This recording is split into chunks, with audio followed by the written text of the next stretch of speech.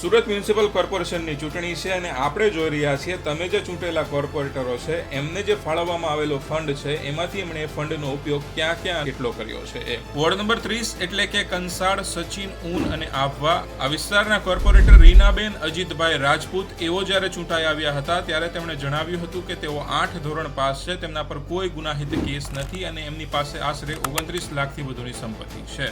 હવે જાન્યુઆરી 2021 થી ડિસેમ્બર 2025 સુધીમાં એમણે સુરત મ્યુનિસિપલ કોર્પોરેશનમાંથી 18 કામ મંજૂર કરાવ્યા છે અને જેની ટોટલ રકમ 78 લાખથી વધુની છે.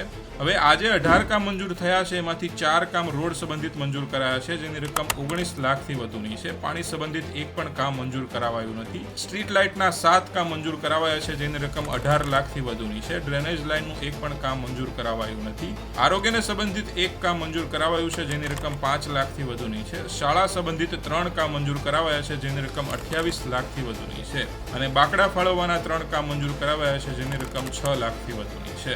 હવે રીનાબેને પણ આ વિસ્તારમાં સૌથી વધારે ખર્ચ શાળા સંબંધિત કાર્યો પાછળ કર્યો છે. તો આ વિસ્તારની શાળાઓની હાલત કેવી છે અહીં કમેન્ટ કરીને જણાવજો. બાકી સુરતીઓ તૈયાર થઈ જાઓ, ચૂંટણી આવી રહી છે.